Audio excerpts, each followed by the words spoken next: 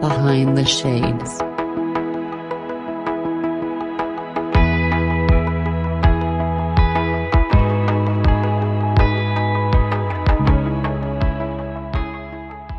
My name is Daisy Vasquez Vogt. I go by Daisy V. So originally, I was born in Germany, but I've been fortunate enough to have traveled and lived in many different places around the world, amongst them Africa, Thailand, Dominican Republic.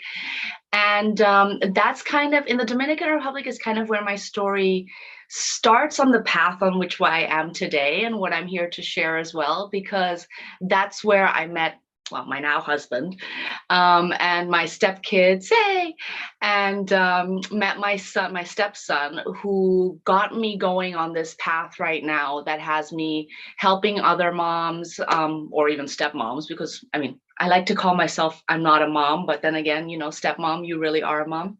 So anybody that has a situation at home that really is a little bit more difficult, where maybe you're struggling and don't know really how to take care of yourself and your child, because in my sense, for example, our family includes a physically disabled child. My stepson is physically disabled, so there's a lot of care that goes in there, and it was a long process to kind of get to the place where, you know, we're settled and we're okay and we're able to share this with others as well and help give them strength and guidance and faith possibly for the future.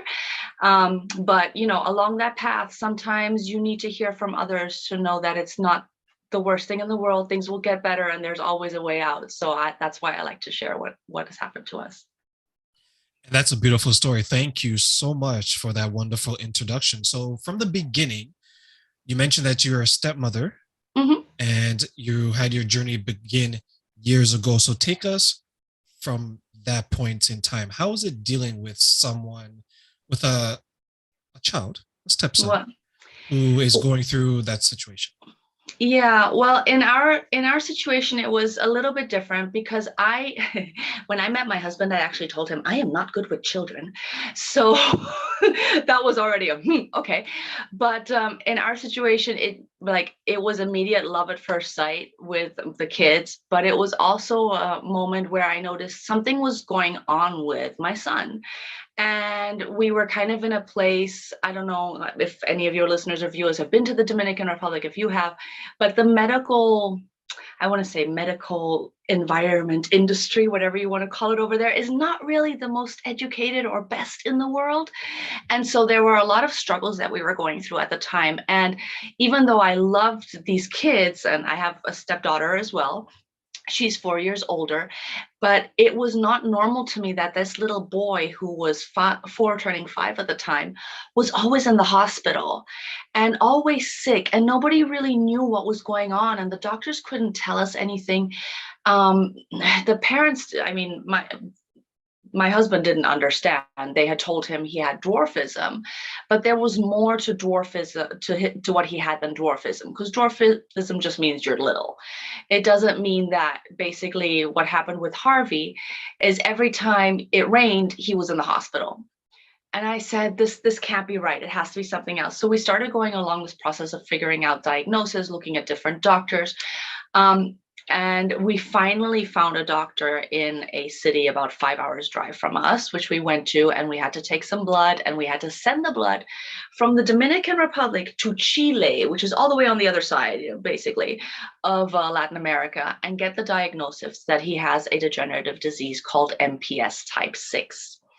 And so I love to share a little bit about MPS, because once you understand it, it makes things easier. So basically, MPS is a condition in your blood where it doesn't produce the right enzymes that our body normally uses to clean cells or to clean tissues. So like you and I, if we're healthy, our body will automatically produce these enzymes, get rid of all the toxins, and then, you know, we just pee them out or get rid of them. My son's body doesn't do that. So over time, all the kids that have MPS normally get toxic buildup, and that's why it's called the children's Alzheimer's, which was very scary for us when we initially heard that, obviously, as to everybody it would be, because eventually these toxins, you know, they accumulate in their brain, they accumulate in their spleen, they accumulate in their heart and their liver, and their organs just stop just stop remembering what to do, and will eventually shut down. And it was a really scary moment. And now, this is why I share, because even though we go through scary moments, there's always a light. There's always a way to figure things out. And even though it was in such a bad place, we said, you know what? We don't want this little boy to suffer. We want him to get the best possible, and we're going to do the best we can. And so with a lot of research, with a lot of patience, we were able to find the MPS Society, and they helped us to get to Mexico at one point, where we were able to get medical help for Harvey. Now, the only thing out there that exists for kids with MPS is a treatment called enzyme replacement therapy. So basically every week he gets enzymes injected through an infusion into his body, and it helped so much. But until we were able to get that, we had to move from the Dominican to Mexico. We had to find jobs. We had to find schools. We had to, get health insurance. We had to do all these different things. So it was a process of about 2 years. But it was beautiful, because once we were able to get him the help that he needed, he started flourishing. He started getting better. He started, his walking was better. His hair started growing again. His attitude got better.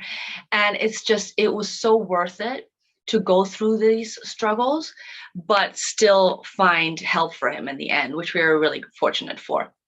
And then in Mexico, eventually it got to the point where he was 13 and 14. And I don't know do you have kids, Terrain? I don't have any children, but I will say I do have dependents, but it's Okay. definitely not the same. Yes. Okay, no, but that's okay. But if teenagers, 13, 14, especially boys, start to go through all these hormone things and changes, and it's like, okay, we need more help, and the body starts to adjust and change and things like that. So we knew we had to get more assistance for him, because Mexico was also medically not capable of giving more than just that treatment.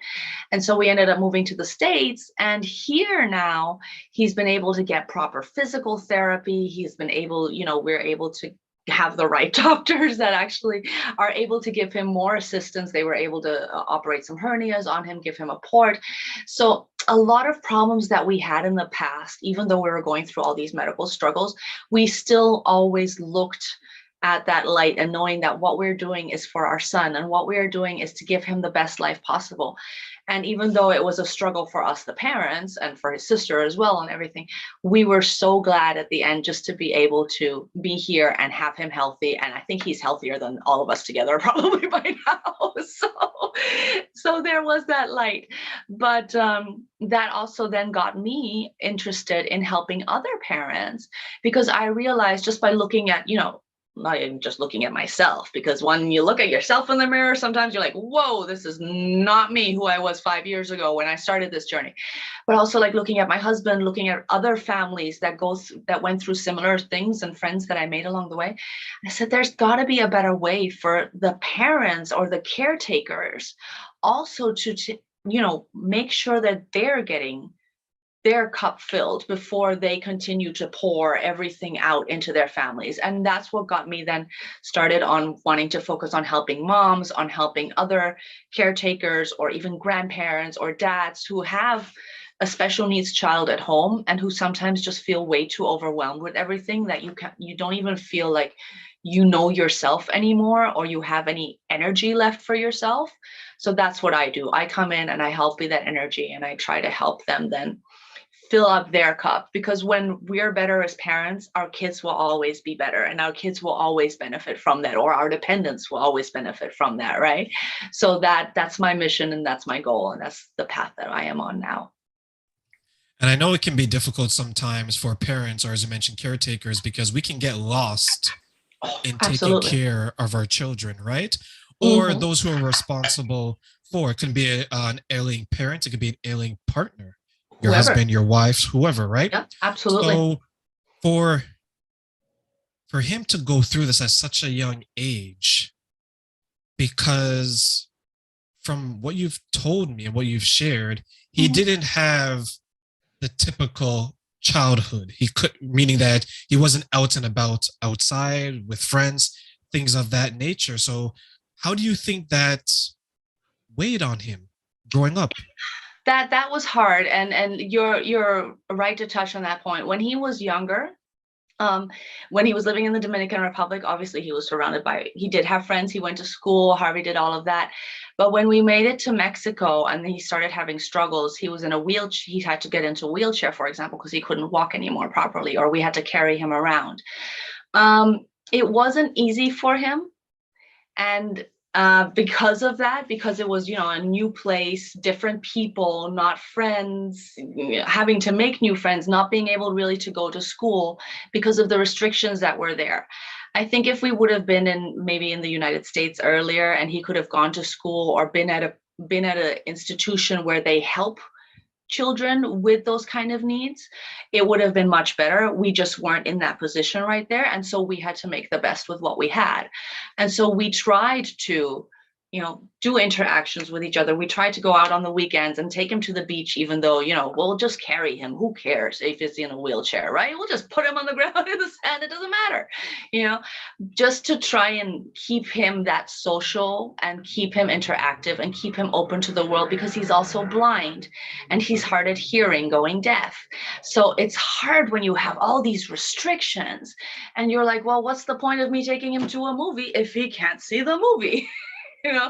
But it's about the feeling, and it's about having that family time, and it's about the attitude and the gratitude for it, because we're blessed to be able to do things as a family. We're blessed that we have, a movie theater to go to, or a beach to go to, or all these things, because there's so many people out there that don't. So I think that helped him a lot, is the attitude of gratitude a lot, because he is very grateful for everything, and he realizes that, yeah, I might not be able to walk, but hey, I love playing Uno, and I love my dog, and all these people are always around me. My grandparents live down the road from me. I get to play it's those kind of little things that I think have helped him a lot, to keep that positive mindset too going.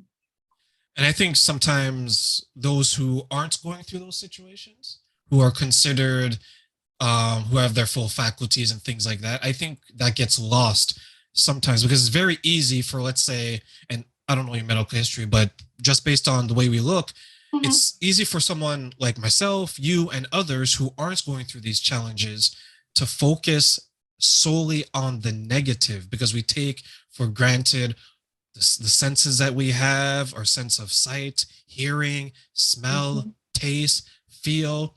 And we don't appreciate, hey, there's a whole population of people that are unable to walk, but they focus on other things that bring them joy. There's people out there that there isn't family members or friends that they can turn to, but they're able to find joy in another way. So when you mentioned that, fine, he's not able to maybe see the movie or interact with it, let's say like other people, but he still wants to be a part of it. And I think that gets lost where we're like, well, yeah, there's people out there who have cerebral palsy. There's people who out there who are in a wheelchair. There's people out there who can't do some of the things that we can do pretty easily. We tend to ignore them. But in your case, that wasn't it. You still said, let's do this as a family. Let's share the love. So when you were doing that, what was the response within the family when you guys were doing all these activities together, regardless of what he or anyone else was going through? Oh, everybody was always on board. I mean, they love going to the beach with us. They love our families, because we're so spread out. It's hard for us to do things together. Like, most of my family is over in Europe. When we were in Mexico, the rest of our family was in the Dominican Republic. So it was always just, our family was Hillary, Harvey, my two kids, my husband, and me, and that was it. So, and we always did everything together because it was only the four of us. And so I don't really know how others looked at it. I know that now they always join in, because when we rent a place to go for the weekend, they'll come with us. When we go to the pool, somebody's always there with us.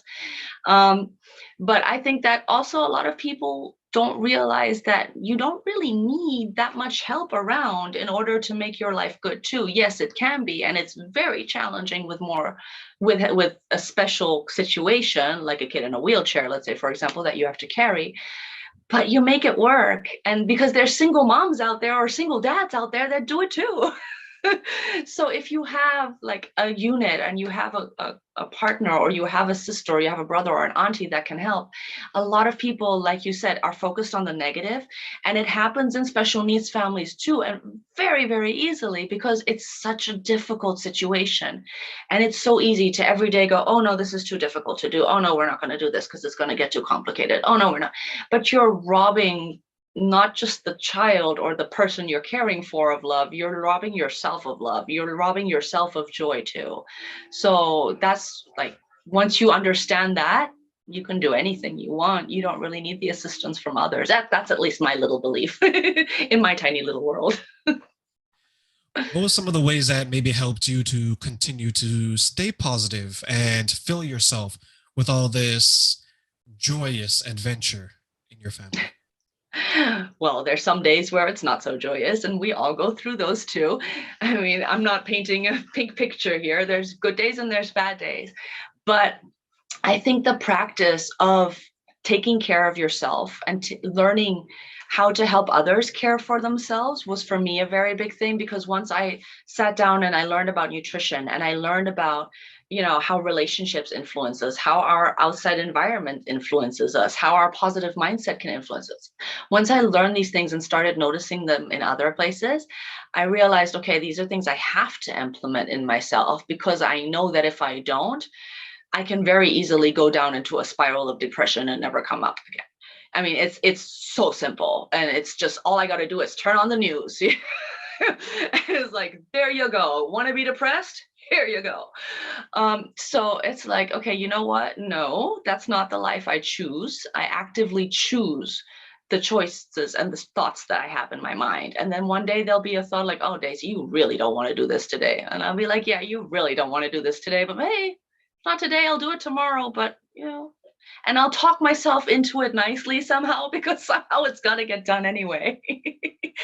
So I think that's a practice that everybody needs to have. Everybody needs to be very conscious of. And that's why I love sharing it with others. Because once you have that practice, not only your life, but the whole world starts to look nicer and starts to get better. And you can start to influence others as well, because your kids will start to see that.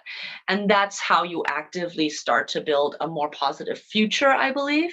When you make your world nicer, then start influencing others to make their world nicer. And then it's just a snowball effect. So, Daisy, so you shared some beautiful messages, and it was so insightful, because when you were speaking, I was actually taking it to my life and saying that this is something that I can focus more on. Because as you mentioned, we turn on the news and it's like, oh my God, my anxiety is building. And because it's crazy. It's so crazy. But one thing we can do is we can find something that's going to be more positive, or a better would be something that's more constructive to our day.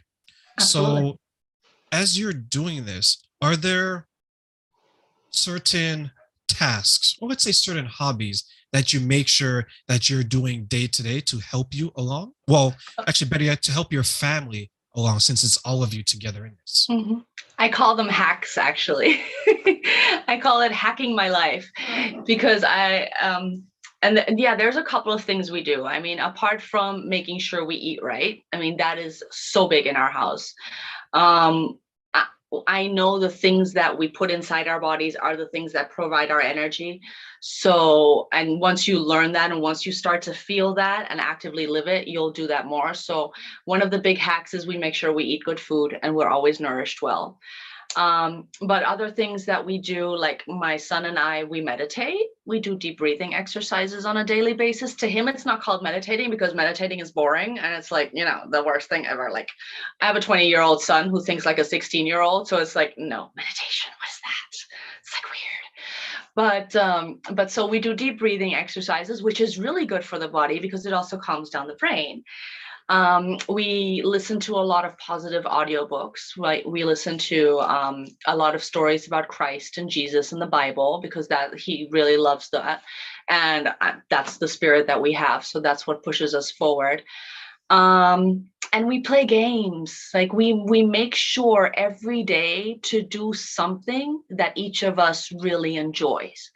So, for example, for my son, it's playing Uno. So we will make sure every day, and yes, it's every day, but every day we will play at least 15 minutes of Uno.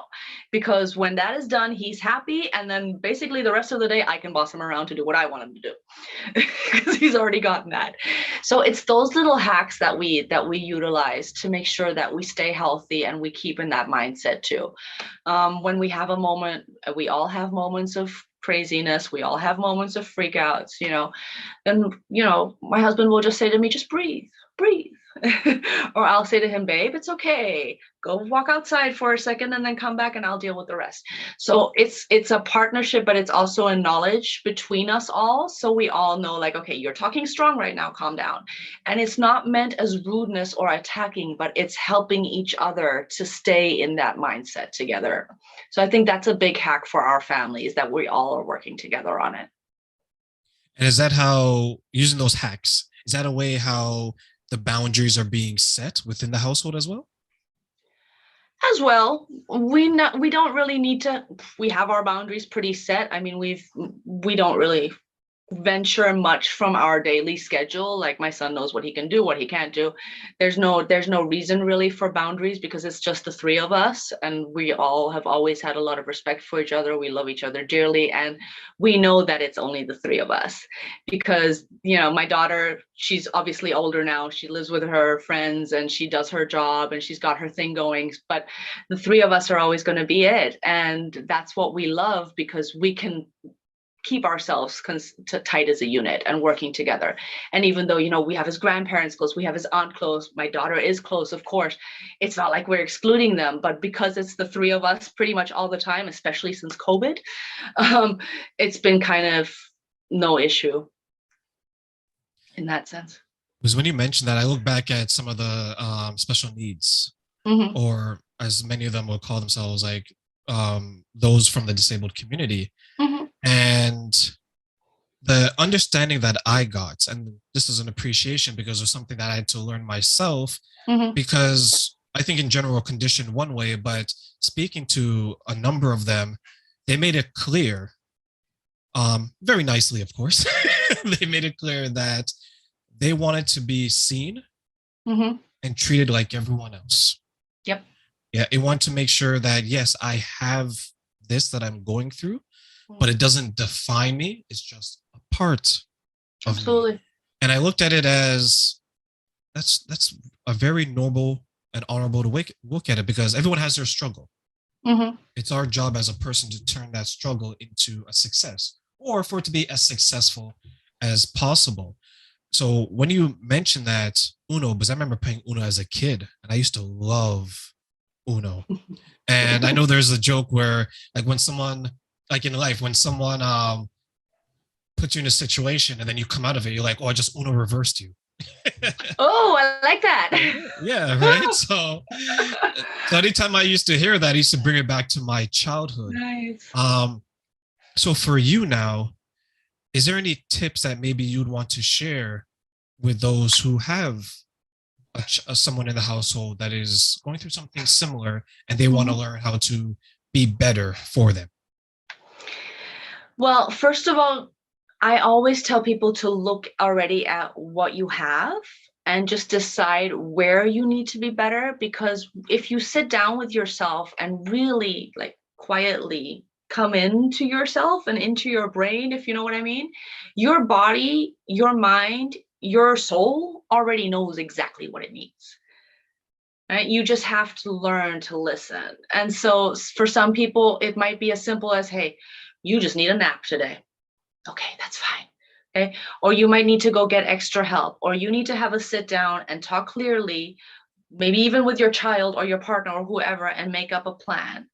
Or I need to drink more water because all I'm doing is drinking soda and I know that's not bad for me. Your body will tell you, right? And so I think the hardest, like the biggest problem we have as human beings is to listen, because we always think we already know what's going on. And this is a constant discussion with my husband and me. But listening is such a big part, not only to the people around you, but also to yourself.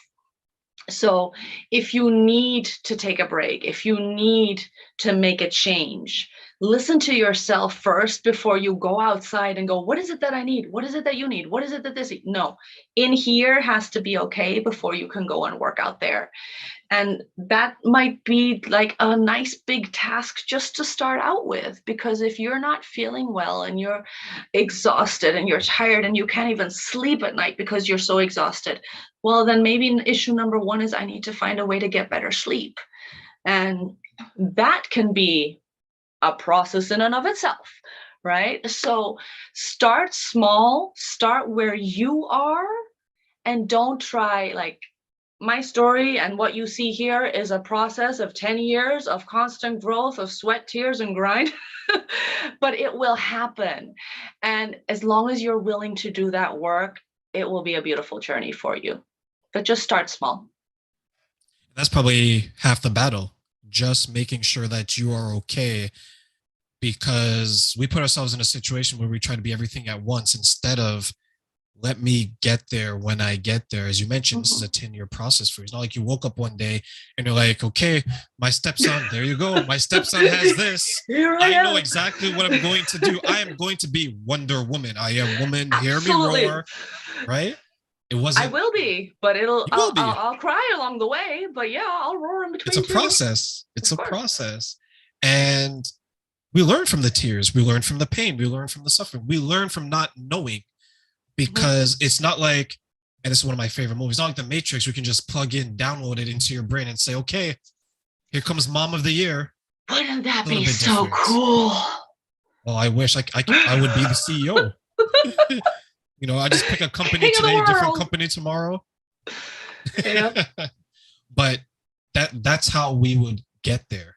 And your journey has been your journey, because you probably had to learn some things, not only about your situation, but you probably had to learn some things about yourself. So like, what's some of the things that you learned about yourself where you're like, is that me?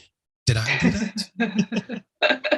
Yeah, sometimes there's some things where you can really get surprised. Like, I mean, there's been moments in the hospital where I showed some strength and the doctors were looking at me like, wow, you do this? I'm like, yeah, well, you know what? I don't have a choice right now. I cannot show fear because my kid needs me to be strong, right? So, you know, those are the things you learn. You learn that you're much stronger, I think, than we give ourselves credit for. And that we're much more resilient. And I mean, that's not something I learned about myself, but I think the biggest thing I learned in general is that there's always a reason to have faith, because it will always work out. No matter what, you might not see it. It might take much, much longer than you think. But the one biggest lesson I learned is to have faith.